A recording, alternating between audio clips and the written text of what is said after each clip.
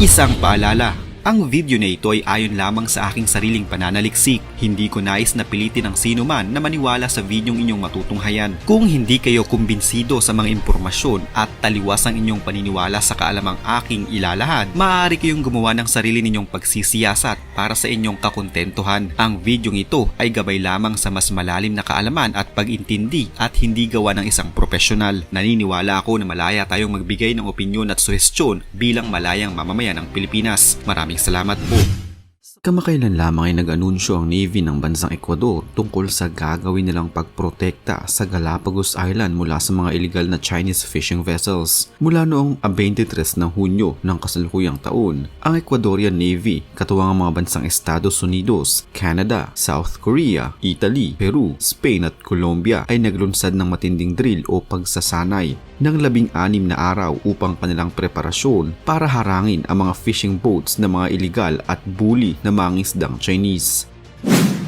Ang Galapagos Island na isang UNESCO World Heritage Site ay mayaman sa mga pinakanatatanging mga species sa mundo. Ang 70,000 kilometrong kwadrado nitong marine reserve ay pugad ng mga whale at shark breeding. Subalit sa mga nakalipas na dekada, ang bahaging ito ng karagatan ay tila pinagpiestahan ng mga Chinese fishing boats at pinagmukha nila ang lugar na isang shark slaughterhouse.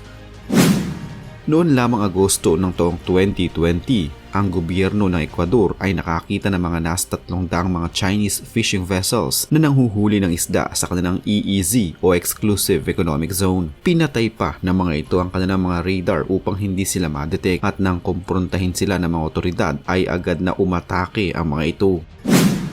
Noong taong 2022, isang barko ng Amerika ang inatake ng mga ito sa parehong lugar bago pa man sila tumakas. Mahahalata na ang mga mangisdang ito ay pinadala ng mga malalaking fishing company sa China upang punteriyahin ang shark sa bahaging iyon ng karagatan ng Ecuador. Ang shark fins kasi ay naibebenta nila ng nasa mahal na presyo sa international market. Noong taong 2017, isang fishing vessel ng China ang hinuli na may dalang nasa 6,000 mga patay na pating at wala ng fins ang mga ito. Sa kabila nito ay hindi pa din napigilan ng mga mangingisdang Chinese at dinahilan pa na ang kanilang mga bangka ay hindi kayang humuli ng ganoon karaming mga pating. Subalit matibay ang ebidensya laban sa kanila. 600 mga hammerhead sharks, mahigit sa 4,000 mga silky sharks, mahigit sa 600 mga treasure sharks at mahigit sa 200 mga big eye treasure sharks ang nakuha ng mga otoridad sa kanilang barko, kaya naman hindi nila may kakaila ang kanilang ginawa. Ang mga tauhan ng naturang fishing vessel ay nahatulan ng 3 taong pagkakabilanggo habang ang may-ari naman ito ay pinagbayad ng nasa 6 na milyong dolyar. Hindi na lamang ang bansang Ecuador ang pineperwisyo ng mga mangingisdang ito, kundi ang buong South America Maritime Region. Kada taon, nasa 400 mga illegal na Chinese fishing boats ang mga nag-ooperate sa South Pacific at sa Southwest Atlantic na nagdudulot ng pagka-stress ng mga maritime mammals malapit sa Argentina at Chile.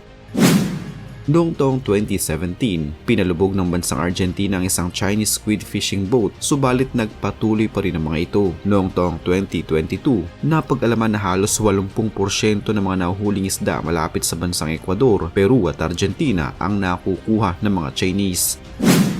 Dahil dito, nakipagtulungan ng US Force sa mga otoridad ng Argentina upang maglunsad ng military actions laban sa mga kawatan ng karagatan. Pero bakit nga ba sa karagatan ng ibang bansa nangingisda ang mga Chinese? Ito'y dahil sa mga nakalipas na mga dekada, ang mga mangingisdang Chinese ay umimbento ng fish bomb na sila-sila lamang ang gumawa.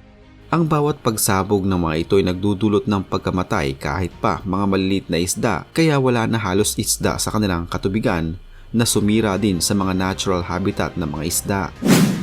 Gumagamit din sila ng lambat na kinukuha kahit pa ang mga pinakamaliliit na isda at hipon, kaya wala ding natitirang isda na dapat sana ay lalaki pa. Dahil na din sa kanilang kagagawan, mismong gobyerno ng China ang nag-ban ng pangisda sa kanilang mga coastal areas at nagpatupad ng maraming mga alituntunin sa pangisda sa kanilang karagatan.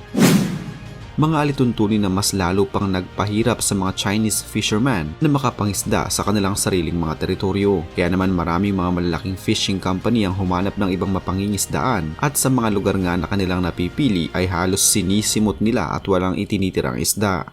Sa southwestern Indian Ocean ay talamak na din ng mga mangisdang Chinese. Noong taong 2023, nasa mahigit 100 mga Chinese fishing vessels ang binigyan ng otorisasyon na makapag-operate doon. Subalit ang kalahati pala sa mga vessels na ito ay palihim na nangingisda sa mga lugar na ipinagbabawal mangisda na sila ding sumisira sa iba pang mga marine life.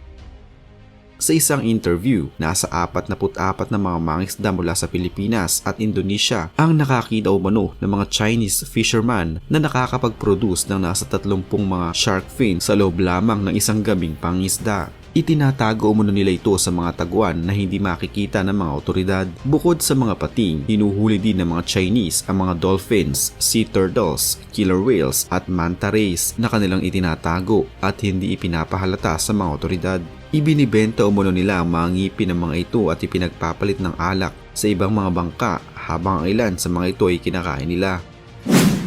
Mula naman noong taong 2018 hanggang 2022, ang China at ang Hong Kong ay nag-import ng nasa 12 tonelada ng mga sea cucumbers na may halagang nasa mahigit kumulang $300 milyong na kanila ding hinuli sa karagatan ng ibang mga bansa. Isa na nga sa mga ito ay ang bansang Madagascar.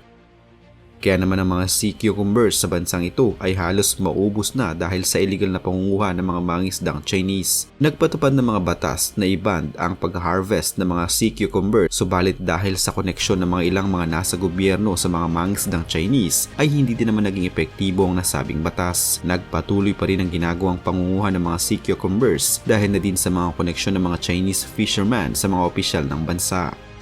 Nitong taon lamang, nahuli ng mga otoridad ng Madagascar ang maraming mga Chinese fleet na illegal na nangunguha ng mga sea cucumbers sa kanilang Exclusive Economic Zone o EEZ. Ayon sa mga tauhan na nagtatrabaho sa mga barkong pangisda ng mga Chinese, grabe umano kung mangisda ang mga Chinese kahit pa sa mga marine protected areas at mga coastal zones na dapat ay para lamang sa mga lokal na mangisda. Kahit alam nila na illegal ang ginagawa nilang ito, mismong ang kapitan umano ng barko ang nag-uutos sa kanyang mga tauhan na mangisda maging sa mga ipinagbabawal na lugar na mapangisdaan.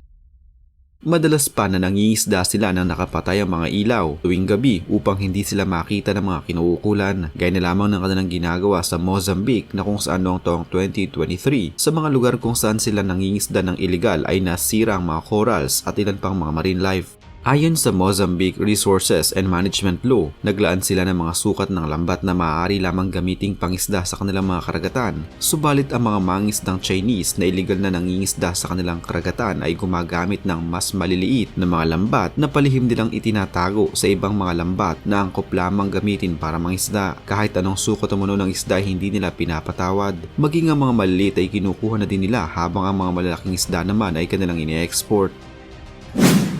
Isa pang crew ang napaamin nila na ang mga nets na kadalasang ginagamit ng mga Chinese fishermen ay sobrang pipino na lamang ng mga butas na kayang sakupin maging ang mga maliit na itlog ng mga isda.